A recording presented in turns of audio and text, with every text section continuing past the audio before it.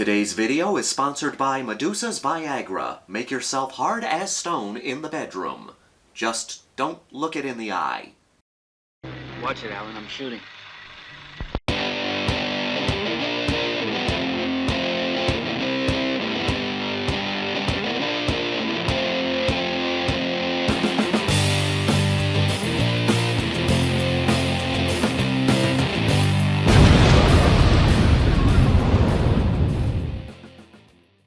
How's it going, everybody? So 2021 is coming to an end, and a lot of horror YouTubers are doing top 10 lists of their favorite horror movies from the year 2021. And so I decided to be completely original and do the exact same thing. It's a fun thing I enjoy. I enjoy seeing people's videos talking about their favorite horror movies of the year, and I decided that I want to play too.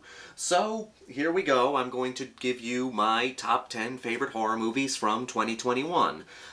Keep in mind that I have not seen every horror movie that came out this year.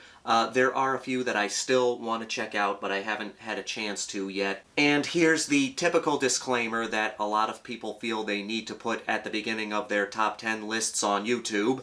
This is just my opinion, and there's no reason to get offended by something as minuscule as somebody else's tastes in movies. This is how I feel right now about these movies. This list is subject to change because these are very recent movies, and my tastes may change as the years go on. As I see more movies, some movies on this list might get bumped off. Some of the movies on this list might get higher, they might get lower. All depends on the more I watch them and the more movies that I have seen. Before we get into the top 10 list here, I do have 3 movies that I guess are honorable mentions, but not really. These movies here I watched, and I didn't love them as much as I wanted to, but I saw the potential in them, and I thought they were worth recommending. I can see other people liking these movies more than me. There were just certain things that didn't work for me in the end, but I still think they're worth watching on your own, and I wanted to encourage people to watch these 3 movies and make their own opinions. So that's why they are, I guess, honorable mentions for this list. I've got 3 of them. And the first of these 3 films is Censor. This depiction is dangerous. Come on, Enid. I'm cutting it. I loved the idea of this movie. It's a movie that is sort of a tribute to the video nasties. These were movies that people viewed as a little more hardcore than what was usually out there. You had movies like I Spit on Your Grave, Cannibal Holocaust were on this list, and Evil Dead was considered a video nasty. Many more. 72 movies were put on the video nasties list. A few of them were prosecuted, and this movie follows a censor. Butchery, sadism, murder. A wave of depraved and corrupt horror video. Confusing fiction with reality. It follows a woman who worked on the censor board in the UK back during the time of the video nasties, and basically, you know, picking what can be cut from the movie, basically saying what they thought was appropriate for audiences to see. And she has this dark past. Her sister disappeared a long time ago, and as she's going through these video nasties, and as she's going through these movies, she comes across a movie with an actress that she believes is her sister. And she starts going down this dark psychological path because of this. There's this actress. I've got this feeling that's Nina, my sister. I was very intrigued going into this movie. I loved the idea, I'm very intrigued by the video nasties, and I was interested in seeing a horror movie taking place during that time. It's a very beautifully shot movie. The reason it doesn't make my top 10 list is because I thought it kind of fell apart in the end. But I think other people will enjoy it. That's why I do recommend people check it out. You be surprised what the human brain can edit out when it can't handle the truth. Someone's losing the plot. The second of these honorable mentions is The Last Matinee.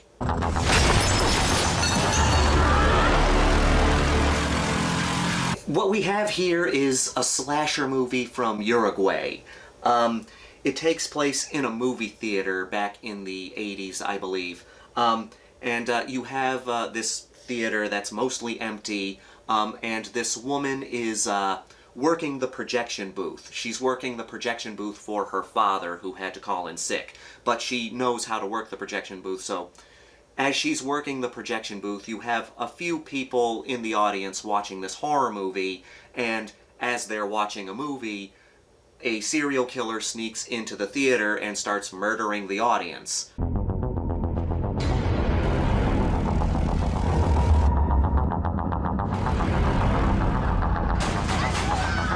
This is a very vibrant movie. A lot of people say it feels kind of like a giallo movie.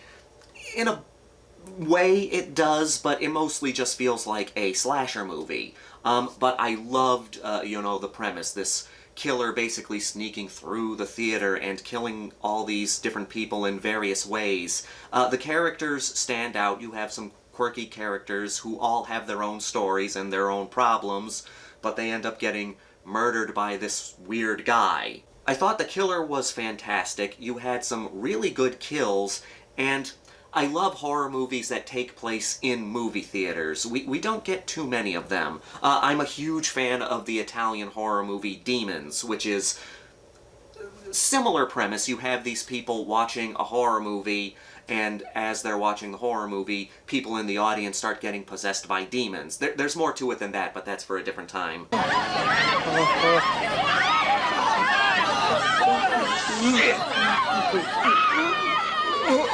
So I just love the idea of a slasher movie where the killer is killing people as they're watching a horror movie. The reason that it kind of fell flat for me is, as we got to the third act, it started feeling more like your typical slasher movie, which isn't really the movie's fault. I mean, it is a slasher movie, so it's going to have those slasher tropes, and I like those slasher tropes.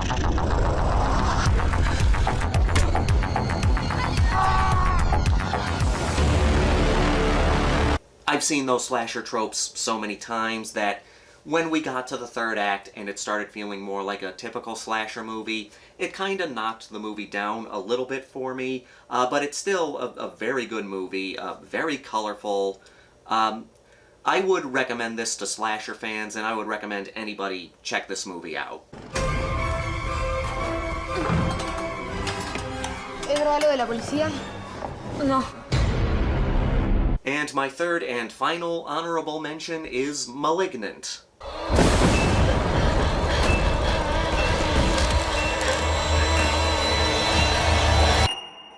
This is a James Wan movie, and I'm not a huge James Wan guy. I respect him as a filmmaker, and yeah, he has earned his title of a modern horror director.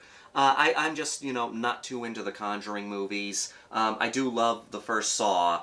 And I was looking forward to this because it looked like something outside of his wheelhouse. A lot of people are saying this is a modern giallo movie, and not really. I mean, it has some giallo elements, but for the most part, it's a Frank Henenlotter movie.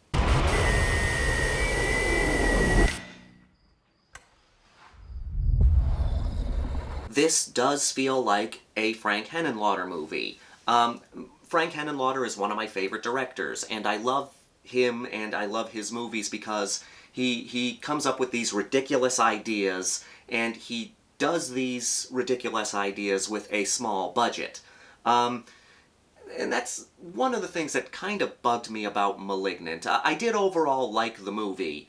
I enjoyed the first two acts, and then absolutely loved the third act. My issue was, I wish the tone it had in the third act was present throughout the movie, because again, this is a Frank Henenlotter movie, that's how it feels.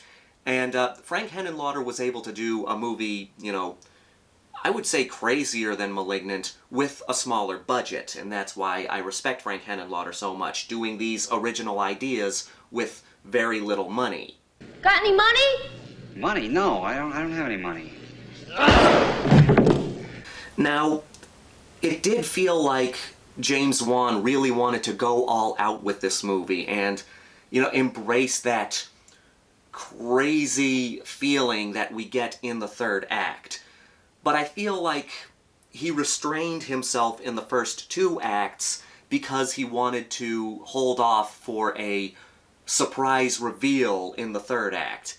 And I think, for me, I think the movie would have been much stronger if he had this reveal much earlier and just went all out throughout the entire film. I think he restrained himself a little too much in the first two acts. I'm seeing things.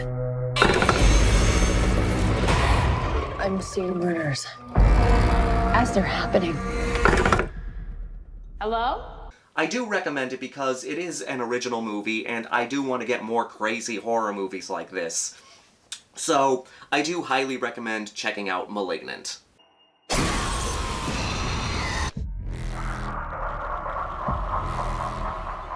But now we're moving on from the honorable mentions, or the movies that I was a little mixed on. Now let's get into what I think is the good stuff. Here are my top 10 favorite horror movies from 2021. Number 10, Candyman. I dare you. Candyman. Candyman. Candyman. Candyman. Don't say that. I wish I could have put this movie higher on the list. It is one of those movies that I felt kind of fell apart in the third act, but I liked it a lot more than the ones I put in the honorable mention section. I absolutely love the original Candyman. It's one of my favorite horror movies. Candyman is one of my all-time favorite horror villains, and I do think that this new Candyman is a worthy sequel to the original Candyman. But I'm gonna be honest, I actually love the sequel, Farewell to the Flesh. You know what, I admit it's not a great movie, but I had a good time with it. I liked how the movie was shot. I liked how they interpreted Candyman in this movie. I liked how they're essentially bringing Candyman back after he's been gone for so long, but in a different way. Candyman. Candyman. Candyman. Candyman. Candyman. Well, we're still alive. The director, Nia DaCosta, did a fantastic job directing this movie, and I really think she deserves the credit a little more than Jordan Peele. I mean, yes, Jordan Peele was involved in this project, but Nia DaCosta was the director, and she deserves the credit for bringing this movie to life and making it what it is. The only reason this new Candyman isn't higher on my list is because, one, I thought that it lost that gothic horror feeling that the original Candyman has. The original Candyman is a gothic horror movie, and I wish this movie captured that element of gothic horror a little more. I think it made a mistake. I brought him back. Candyman isn't real! And the other problem is, I felt that the third act was a bit rushed. It's still good, I still like the third act, but I felt that they rushed through it too much, and there's a lot of stuff that kind of feels like off. Okay, why are we here? How did we get here? It feels like there are some scenes missing. I honestly feel that either they could have made the movie longer, or they could have cut some stuff out of the first two acts and put in scenes that linked it better with the third act. But all in all, I thought the visuals were great. There are these shadow puppet scenes that I absolutely loved. I think they were the best part of the movie. The kills, I do enjoy the kills. I liked how they incorporated Candyman with the mirror a little more, and you could only see Candyman in the reflection of the mirror. I just wish they tightened the script a little more and, you know, fixed the third act a little so that it didn't feel like we were rushing to the finish line. But all in all, very good movie. Be my victim. This is not real. Number 9, For the Sake of Vicious. You beat a guy half to death. Broke into my house, made me lie to my kid. And you could have called the cops. I need your help. For the Sake of Vicious is a very simple movie. You have this nurse who goes home on Halloween night, and there's this guy in her house. Not just this guy, it's this guy who has someone tied to a chair. And it gets pretty intense. It's essentially a home invasion movie, but it turns into a more intense home invasion movie in the third act. Basically, this guy has tied up his victim in this house because he thinks that this guy murdered his daughter, and he's trying to get this guy to confess to murdering his daughter. As this is happening, there are people outside of this house that are essentially kind of this gang, or this leader of this gang. It doesn't want this prisoner in the house to talk. This is not me.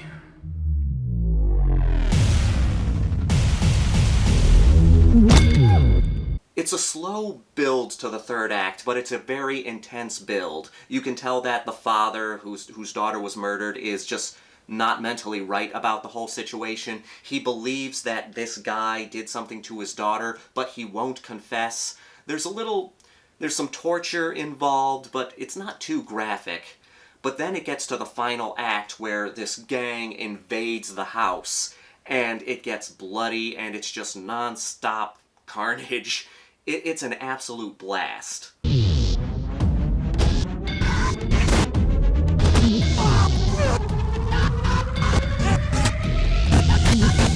There are a few things that you have to let go of because this is in a public neighborhood on Halloween and you have trick-or-treaters running around. Everybody's wondering why wouldn't someone just come to the house. I think the acting was so well done and the story was so well paced and the third act was just so kick-ass that it helped me to ignore those problems a little bit. Those problems are still there, and if those problems weren't there, For the Sake of Vicious would have been higher on this list, but still, it's a good modern-day exploitation movie, and if you're a fan of home invasion movies, I think you should watch this one. It's very good.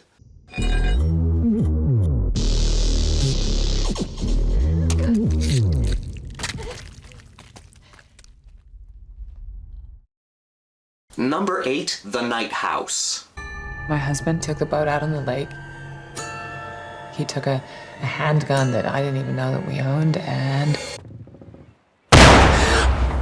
This is one of those movies that I do see getting higher on this list with more viewings. The reason it isn't higher on this list is because I watched it recently. I watched it only a couple of weeks ago. Rebecca Hall carries this movie. She is the reason this works so well. Her acting is fantastic. She plays a woman named Beth whose husband has killed himself, and we're following her journey as she's grieving and trying to understand why her husband has done this. You were right. There is nothing. Nothing is after you. You're safe now. It's a horror movie about grief. And it's a horror movie about, dealing with loss, mostly. And there are some supernatural elements, and there's some interpretation that can be going on in here, but it's a very well-done, isolated horror movie. It mostly takes place in this one location, and like I said, Rebecca Hall carries this movie. It's her performance that makes this movie so good. I think anybody who has experienced loss or the death of a family member can identify with this movie. The third act is definitely one of those acts where you can interpret one way or another which way the movie goes. But overall, it is Rebecca Hall's performance that carried this movie, and it's the main reason why it's on this list. You're safe now. Safe from what? Number 7, The Fear Street Trilogy. Are you okay? I'm putting the whole Fear Street trilogy in this spot because I think all three parts work the best as a whole. If I had to pick my favorite of the three movies, it would probably be Fear Street 1978, but I also loved the flashback scene in, the flashback story in Fear Street 1666. The series is just fun, you know, it's something where if you're a horror fan you can enjoy all the references. It does have a comedic edge to it. All the actors look like they're having a good time, and they're in on the joke. They know what kind of movie they're in. These massacres happen in Shadyside over and over.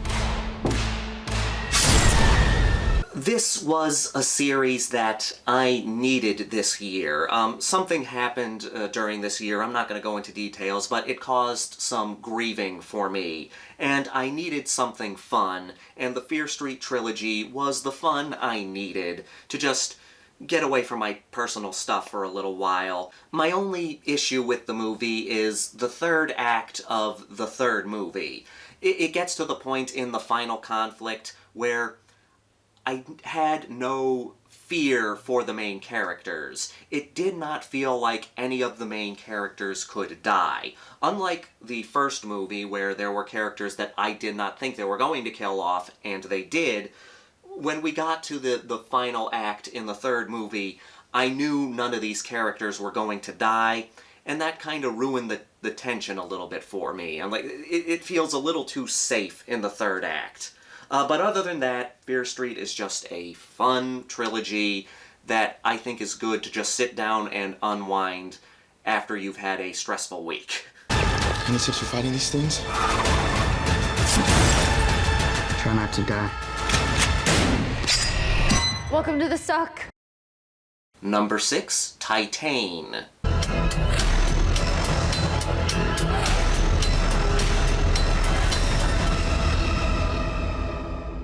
We have a French horror movie in the number 6 spot, and this is an odd one. Not odd in an abstract, artsy kind of way, but it's an interesting story. Our main character is this woman named Alexia, and when she was a little kid, her father got her into a car accident, resulting in her needing to get a titanium plate in her head. As she gets older, she becomes this really demented person, basically becoming a serial killer, and a bit of a sexual deviant. Not in the way that you think, though.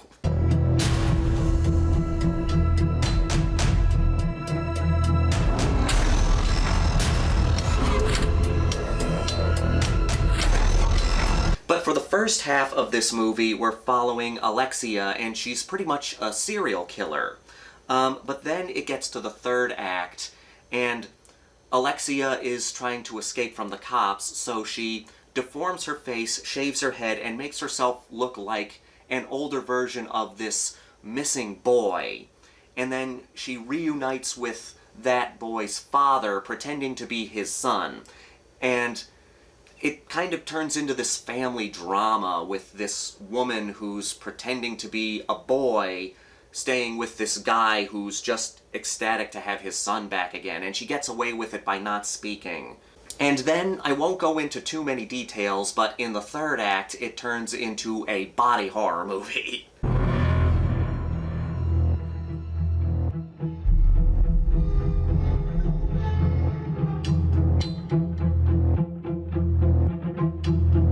You would think that these three separate genres wouldn't work together, but the way this movie handles it, they all flow very well. The way it goes from a serial killer movie to a family drama to a body horror movie, and the acting is very well done. It's a very sad movie, but sad in a good way. I mean, this would fit in that French extreme category. It would fit in with movies like Inside or Martyrs, but I don't think it's as intense as those movies, but there are some scenes in it that are and I must say, I was very intrigued. If you know what you're getting into, you will enjoy Titane, but understand that it starts out as a horror movie, then becomes a drama, then turns into a horror movie again, and there is some gnarly shit in this movie, so if you're ready for that, I think that Titan is a good movie to watch. Well, no one told me about her, the way she lied, but it's too late. Number 5, my heart can't beat unless you tell it to. Do you have any idea what we do to get that blood?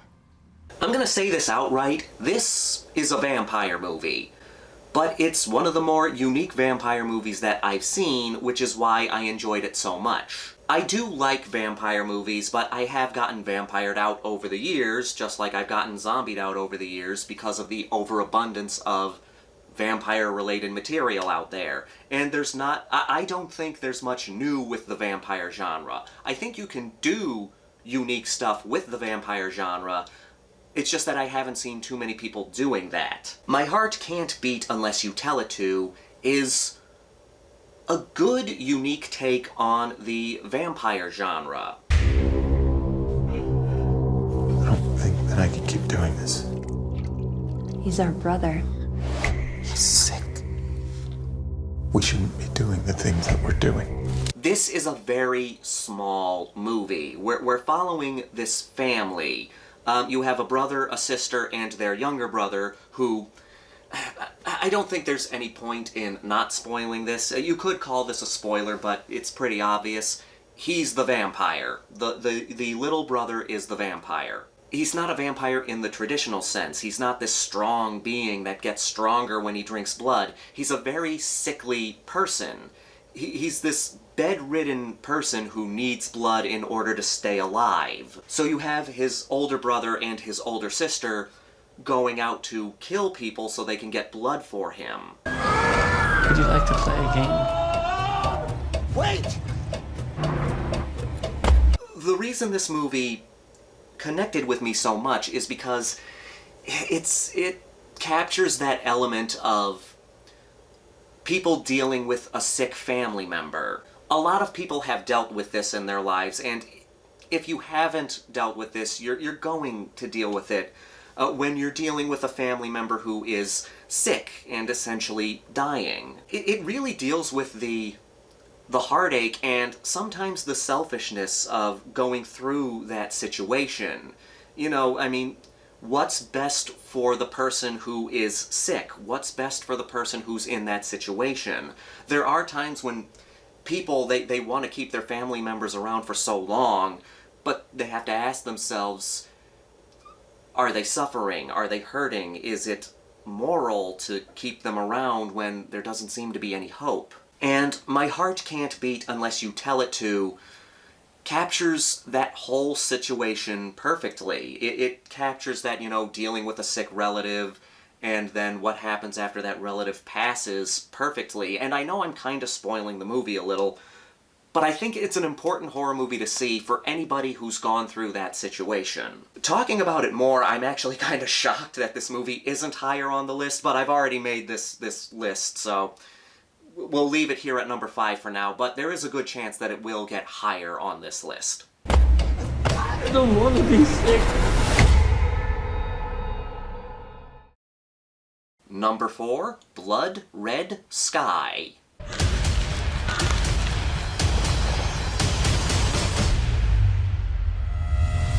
I'm as shocked as all of you. A second vampire movie on this list. Like I said, I love certain vampire movies, but I'm not really a vampire guy. So I was shocked to find 2 vampire movies from this year that I loved. The reason Blood Red Sky is so high on my list is because I think this is a solid script. The story for this movie is a solid story. The story is you have this woman with her son, and they're getting on a plane because they're going somewhere where she is basically hoping to find a cure for her vampirism. She's a vampire, and she's been trying to subdue her bloodlust and her vampirism for a very long time, for the sake of her son.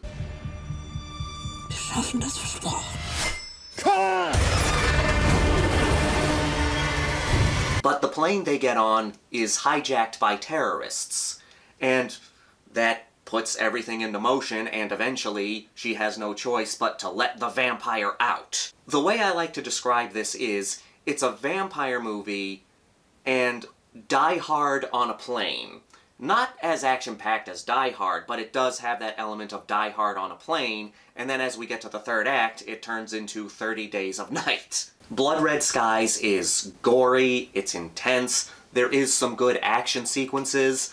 Overall, it's just a solid, unique vampire movie. And when I find something unique in a genre that I'm kinda tired of, I always have to promote it. Ich verspreche es.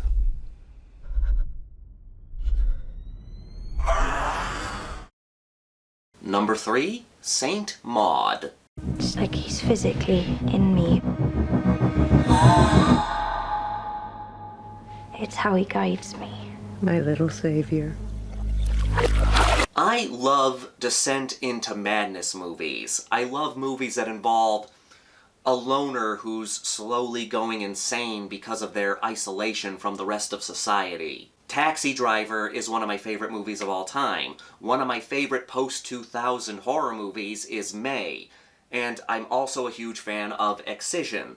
All these movies are descent into madness movies. Saint Maud fits perfectly in this category.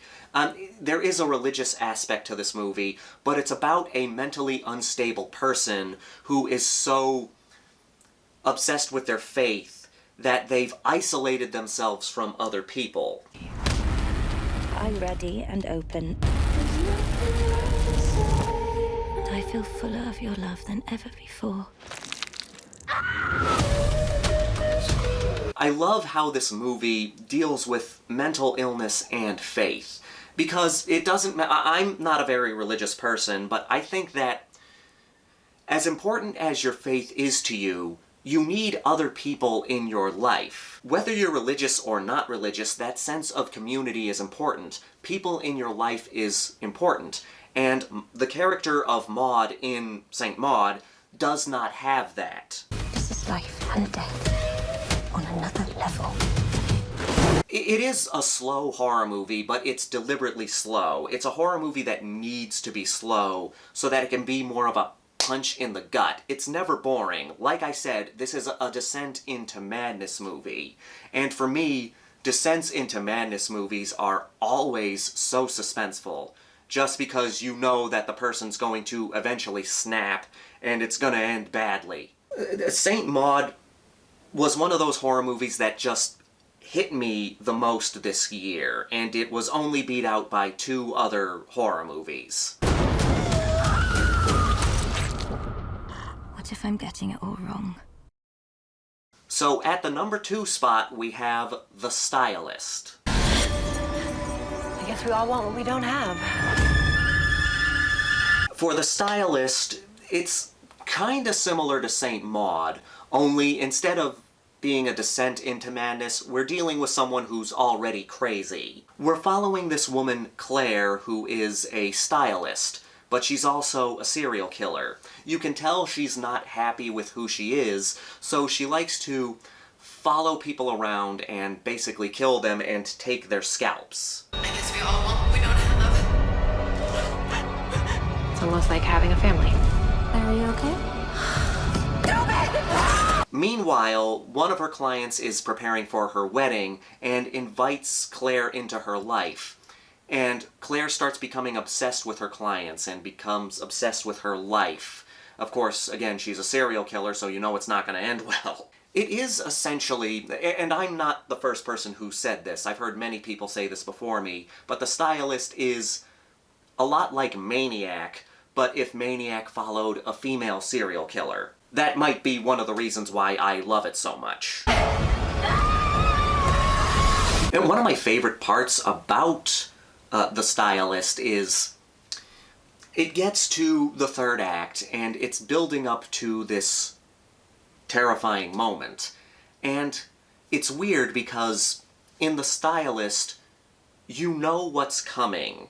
And most of the time when a horror movie is predictable, it kind of loses its effectiveness. It's like, oh, I see what's coming, so yeah, it's not as impactful when the moment happens.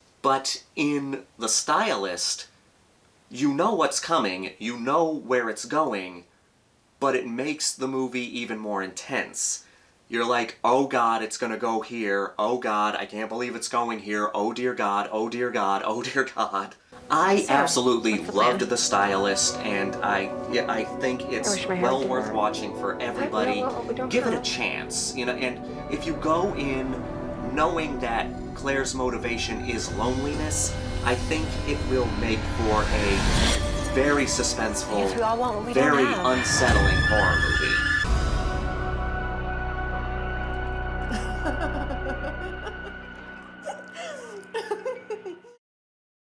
Number 1, Last Night in Soho.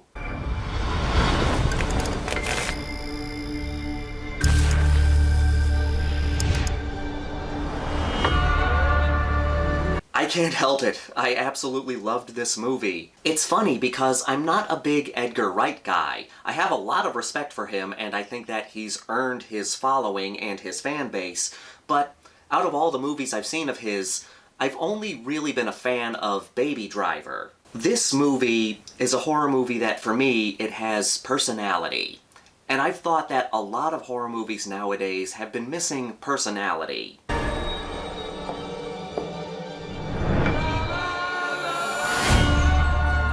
It's something I've complained about before. I think that directors are so focused on making the characters in their horror movies more realistic, but by making them more realistic, they think they need to give them a personality-ectomy. But in the opening sequence of Last Night of Soho, we see our main character, Eloise, in a dress that she made out of newspaper or magazines. We see her dancing around her house, and we know right away that she's obsessed with the 1960s. I mean, you learned that from the trailer, but right away in the movie, yes, you see that she loves this era. One of my favorite moments in the film is Eloise's first dream of Sandy. There's this fantastic dance sequence where Sandy kind of leaves and Eloise takes her place, and just the way it's shot, it's absolutely fantastic.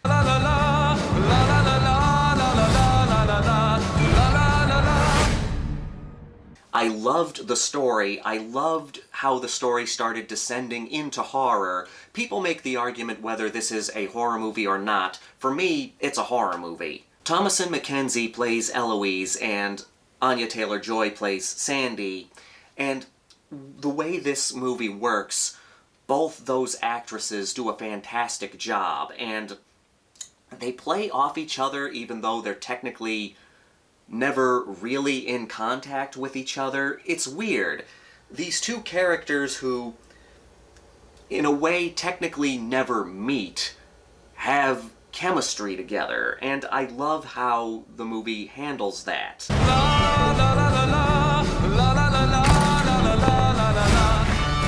They're not just dreams. Jack, I don't want to do this. You think you can just walk away? I have not loved a horror movie this much in a very long time. Last Night in Soho, that's my favorite horror movie of the year. It's my favorite movie of the year. I don't know what else to say, I just absolutely loved it.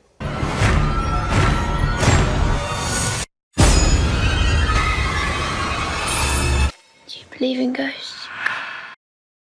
And there you have it, my favorite horror movies from 2021. I thought this was a decent year for horror movies, and I'm hoping 2022 gets even better. There are a lot of sequels coming out next year, and while I do intend to watch them and enjoy them, I do hope we can get some more original horror movies next year. But now, I want to hear from you guys. Please leave your favorite horror movies of 2021 down below. Also, leave some horror movies down below that you enjoyed, but you don't think a lot of people have seen.